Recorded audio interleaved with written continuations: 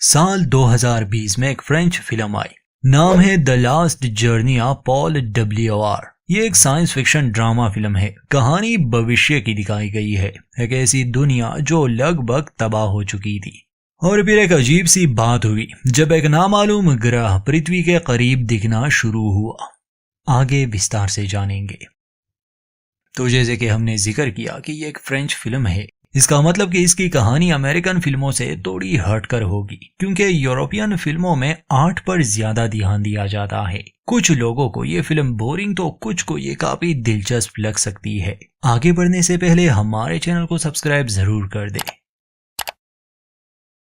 Film की शुरुआत एक छोटे लड़के की आवाज से होती है। वो अपने भाई को बता रहा होता है कि मैंने एक सपना देखा, आने वाले समय में पृथ्वी के संसाधन पूरी तरह से खत्म हो जाएंगे और तब आकाश में एक नया ग्रह दिखना शुरू हो जाएगा। वो लाल रंग का एक ग्रह होगा।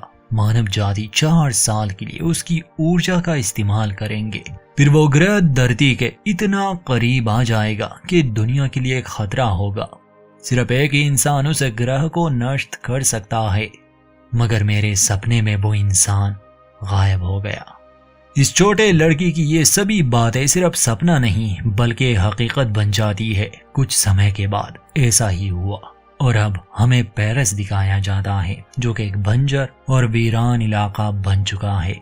आसमान में वो लाल ग्रह साफ साफ दिख रहा था और वो पृथ्वी के इतना नजदीक आ चुका था कि अपने साथ साथ वो पृथ्वी को भी नष्ट कर सकता था। इसी रेगिस्तान में हम डरे हुए पॉल को देखते हैं, जो किसी चीज से भाग रहा था और उसे एक छोटे बच्चे की आवाज सुनाई दे रही थी। वो आवाज उसे कहती है कि तुम्हें भागना होगा पॉल, डरो मत, डर को पूरी तरह से खत्म कर दो। पॉल आगे पीछे देखता है, मगर असल में ये आवाज उसके दिमाग में गूंज रही थी। खैर चलते चलते वो एक बस्ती में पहुंच गया। जब से पृथ्वी के संसाधन खत्म हो गए तो इंसानों के बीच बड़े बड़े युद्ध हुए, जिस वजह से सरकार ने कुछ जगहों पर ऐसे शहर बनाए जिसके चारों ओर ऊंची ऊंची दीवारें थी ताकि आम लोग उसमें ना आ सके। इसके अलावा खतरनाक मिलिट्री को हर जगह तैनात किया गया था। वो हर चीज पर नजर रखते थे। तो पॉल अभी जिस बस्ती में आया था तो इसे उस ऊंची दीवार के करीब ही आबाद किया गया था। मतलब कि ये आम लोगों की जगह थी और यहाँ भी सरकार की सेना मौजूद थी। पॉल जब इस बस्ती में आया और इन हथियारबंद लोगों को देखा तो वो इनसे छुपने बचने की कोशिश कर रहा था और इसी कोशिश में वो एक आदमी से टकरा जाता है। वो आदमी माफी मांगता है और पॉल को उस पर भरोसा हो गया, इसलिए वो पूछता है कि क्या मुझे यहाँ खरीदने के लिए कुछ सामान मिल सकता है। वो आदमी उसे अपनी जगह पर ले जाता है। पॉल को एक गाड़ी की जरूरत थी और क्योंकि ये कहानी भविष्य की है तो सभी गाड़ियां टायर्स पर नहीं चलती बल्कि हवा में उड़ती है। यह आदमी एक सौदागर था और वो पॉल को गाड़ी बेच देता है। सौदा करते समय बाहर से एक ड्रोन पॉल को स्कैन कर रहा था और ये छोटे ड्रोन्स भी मिलिट्री के कंट्रोल में होते हैं। असल में पॉल ही वो आखिरी इंसान है जो दुनिया के अंत को रोक सकता है और दुनिया का अंत इसलिए होने वाला है क्योंकि वो लाल रंग का ग्रह धीरे धीरे धरती के बहुत करीब आ रहा है। अगर ऐसा ही चलता रहा तो एक दिन वो पृथ्वी से टकरा जाएगा और सब कुछ खत्म हो जाएगा। पॉल के पिता बहुत ही बड़े वैज्ञानिक थे। 4 साल पहले उन्होंने ही इस ग्रह से ऊर्जा लेने की शुरुआत की थी और जब इन्हें खतरा महसूस हुआ तो उन्होंने ही इस ग्रह को नष्ट करने का एक प्लान बनाया। बहुत से इंसानों को भेजा गया मगर कोई भी उस ग्रह के शक्तिशाली मैग्नेटिक फील्ड को पार ना कर सका। सिर्फ पॉल ही वो एकलौता इंसान था जो इस मैग्नेटिक फील्ड को बड़ी आसानी से पार कर सकता था। पॉल के पिता यानी कि हेनरी ने अपने बेटे को इस मिशन पर भेज दिया था, मगर वो बीच रास्ते में ही कहीं खो गया और असल वजह ये थी कि पॉल उस ग्रह को नष्ट करना ही नहीं चाहता था, क्योंकि पॉल उसे सिर्फ एक ग्रह नहीं मानता था बल्कि उस ग्रह के साथ पॉल का किसी तरह का कनेक्शन था और उसका मानना था कि ये ग्रह जीवित है। पॉल के अलावा किसी को भी इन बातों पर विश्वास नहीं था और अब वो गायब है, इसलिए सरकार उसे ढूंढने में लगी है, इसीलिए वो सबसे चुप रहा है। तो सौदा होने के बाद पॉल उस गाड़ी को लिए यहाँ से दूर जाने लगा। पॉल को हमेशा ही एक बच्चे की आवाज सुनाई दे रही थी। खैर चलते चलते वो गाड़ी रुक जाती है, वो इसलिए क्योंकि उस सौदागर ने पॉल को धोखा दिया था। इस गाड़ी का पावर सेल खराब था मगर पॉल इस बात को समझ नहीं पाया। ठीक उसी समय मिलिट्री का वो ड्रोन आकर उसकी पहचान कंफर्म करने लगा, लेकिन पॉल के पास गन थी, इसलिए तुरंत ही वो उस ड्रोन को नष्ट कर देता है, इससे पहले कि वो डेटा को मैन कंप्यूटर में ले जाए। पॉल को कुछ दूरी पर एक स्टोर नजर आया। गाड़ी को लिए वो वहां जाता है। ये जगह एक छोटे कद वाली लड़की की थी जिसका नाम एल्मा था, और एल्मा इस कहानी के एक अहम किरदार है। पॉल उसे अपनी समस्या बताता है तो एल्मा कहती है कि हमें तुम्हारी गाड़ी का पावर सेल बदलना होगा, मगर इसमें समय लगेगा, और अगर तुम खुशकिस्मत हुए तो कम से कम 3 दिन। ये सुनकर पॉल कहता है कि मेरे पास इतना समय नहीं है, मगर एल्मा कहती है कि मैं इसमें कुछ नहीं कर सकती। उस समय टीवी पर एक खबर चल रही थी जिसमें बताया जा रहा था कि अमेरिकन ने एक ऐसा रॉकेट बनाया है जो इस लाल ग्रह के मैग्नेटिक फील्ड को चीरते हुए आगे निकल जाएगा। इस रॉकेट का नाम ऑरोरा है और एलियट नामी एक फ्रेंच एस्ट्रोनॉट इसमें बैठकर मिशन पर जाएगा। एलियट असल में पॉल का बड़ा भाई था और इस मिशन के पीछे उसके पिता हेनरी का ही हाथ था। ये जानकर पॉल को काफी बुरा लगता है। ये मिशन आज ही लॉन्च होने वाला था, इसलिए पूरी दुनिया ये देख रही थी। जैसे ही ये रॉकेट उस ग्रह के मैग्नेटिक फील्ड में प्रवेश करता है तो एलियट ने सारा कंट्रोल खो दिया और फिर फुटेज ही गायब हो गई, मतलब कि वो नहीं रहा, और मुमकिन है कि रॉकेट पूरी तरह से नष्ट हो चुका है। इंसानों की आखिरी उम्मीद भी गई। वो इस ग्रह को नहीं रोक सकते और अब दुनिया का अंत करीब है। सभी इस बात को मानते थे।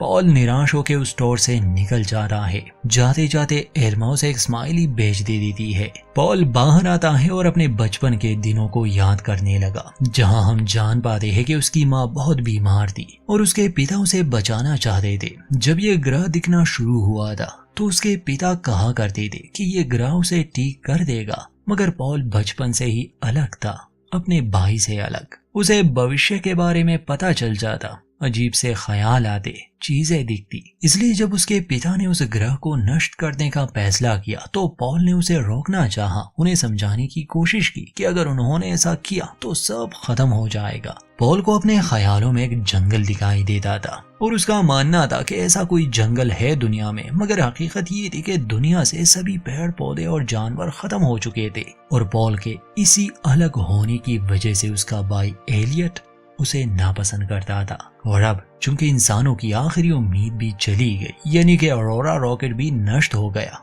इसका मतलब कि दुनिया का अंत अब तय है। सभी इंसान अपने मौत का इंतजार कर रहे थे। एल्मा अपनी माँ को याद कर रही थी। फिर वो टीवी पर पॉल की खबर देख लेती है और वो तुरंत ही जान गई कि यहाँ आया हुआ वो शख्स असल में पॉल था, वो आखिरी इंसान जो दुनिया के अंत को रोक सकता है। इसलिए अपनी गन लिए वो बाहर आती है। बाहर एल्मा के पिता खड़े थे जो एल्मा से माफी मांगने की कोशिश करते हैं, क्योंकि वो एल्मा की माँ से बुरा बर्ताव करते थे, उन्हें मारते पीटते रहते थे, जिस वजह से वो इन्हें छोड़कर चली गई। एल्मा अपने पिता से नफरत करती थी। वो कुछ नहीं कहती और पॉल को ढूंढने निकल जाती है। पॉल आसपास खराब गाड़ियों को चेक कर रहा था कि शायद उसे अपनी गाड़ी के लिए पावर सेल मिल जाए। एल्मा उसके पास आती है और कहती है कि मैं जानती हूँ तुम कौन हो और मैं तुम्हारे साथ आना चाहती हूँ, मगर पॉल मना करता है, कहता है कि यहाँ से चली जाओ। इसके बाद हम देखते हैं कि 2 छोटे बच्चे एक वीरान इलाके में खेल रहे थे और तभी आसमान से कोई चीज गिरती है। ये बच्चे उसे देखने गए तो वहाँ पर एक पॉट गिरा था जिसमें एक इंसान था और जल्द ही हम ये भी जान लेते हैं कि असल में ये एलियट है, यानी वो इंसान जो अंतरिक्ष में गया था उस लाल ग्रह को नष्ट करने के लिए, मगर ये नाकाम रहा। एलियट को वापस लाया गया जहाँ वो अपने पिता से मिलता है और उनसे माफी मांगता है कि वो नाकाम रहा। हेनरी को बताया गया था कि जब एलियट उस ग्रह के करीब पहुंचा तो वहां मौजूद मैग्नेटिक फील्ड ने एलियट का डीएनए बदल दिया। कई घंटों तक वो मरा हुआ था और किसी तरह वो जिंदा हुआ, जैसे किसी चीज ने उसकी मदद की हो। वहां उस रेगिस्तान में पॉल अपनी गाड़ी को ठीक करने में लगा था और एल्मा दूर से उस पर नजर रख रही थी। तभी वहां वो सैनिक आते हैं पॉल को पकड़ने, मगर पॉल किसी तरह खुद को उनसे बचा लेता है। शाम को जब एल्मा अपने ट्रेलर में लौट आई, ये देखकर उसका दिल टूट जाता है कि उसके पिता ने वहां आग लगाई है जिसमें एल्मा का सब कुछ जल गया। ये देखकर वो बहुत रोने लगी, मगर उसके पिता को कोई फर्क नहीं पड़ता था क्योंकि वो एक बुरे इंसान थे। अगले दिन एलियट यानी पॉल का भाई यहाँ इस जगह पर आता है क्योंकि किसी ने पॉल की खबर पहुंचाई थी।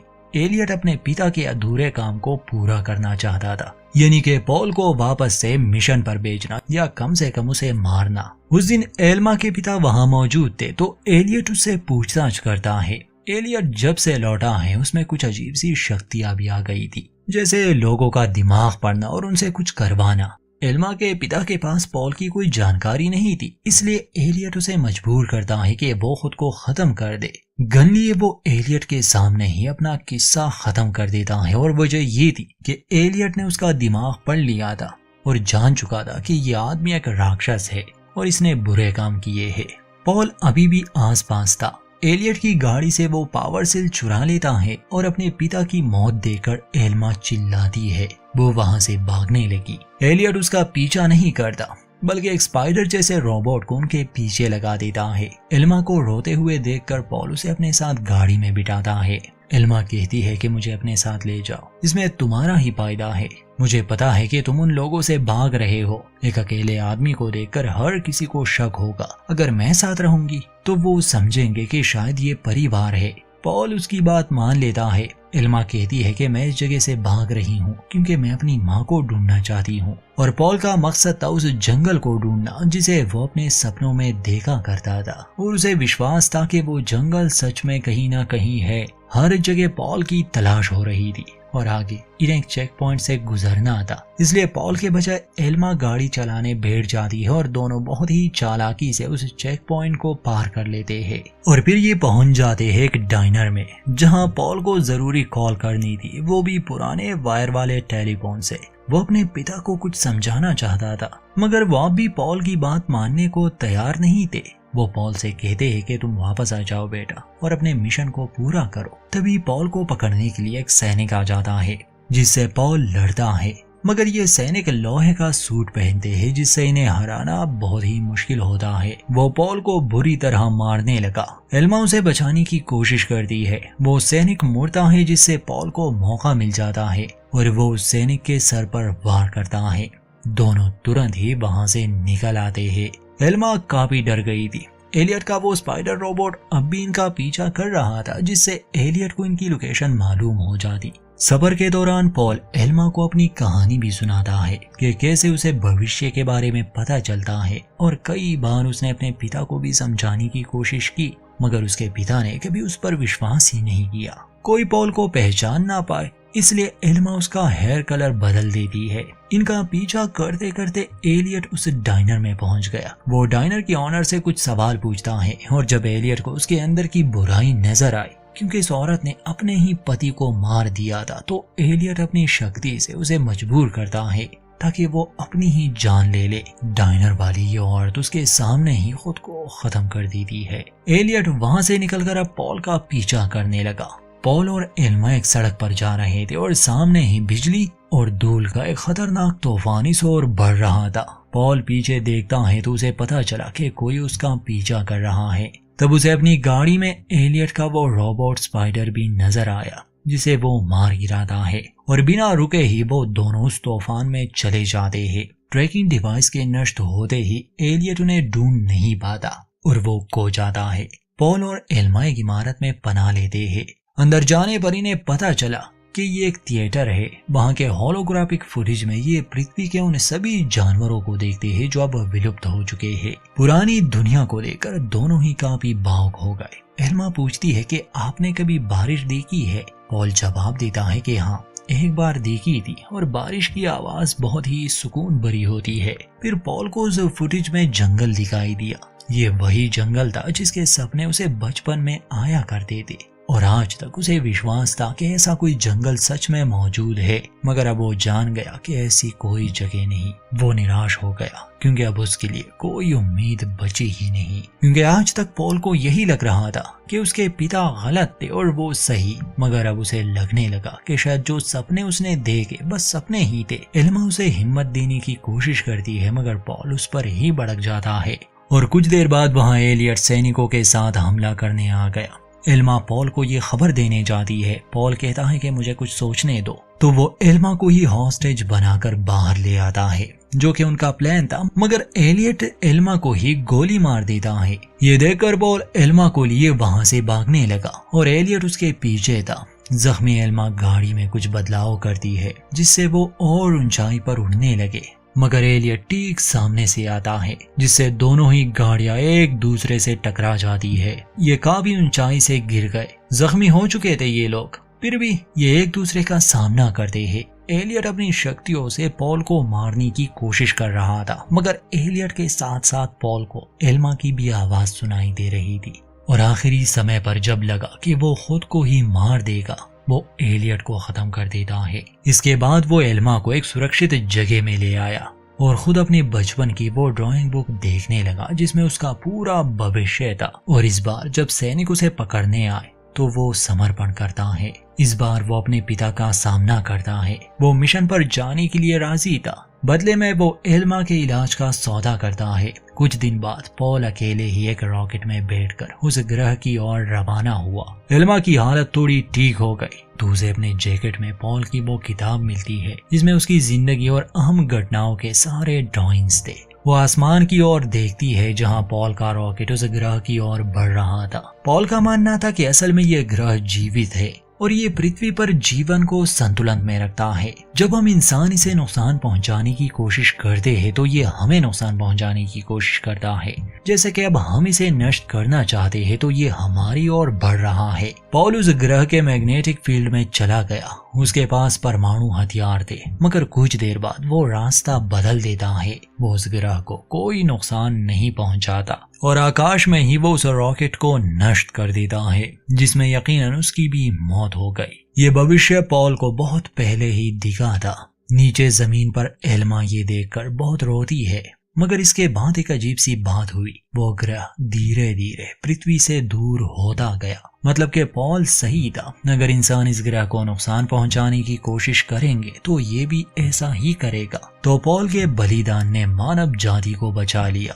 और फिल्म के अंत में पॉल ने अपनी किताब में एल्मा को बारिश में ड्रॉ किया था, जिसके कुछ देर बाद बारिश शुरू हो गई, यानी कि पृथ्वी वापस से ठीक हो रही है। और यहीं पर इस फिल्म का अंत होता है।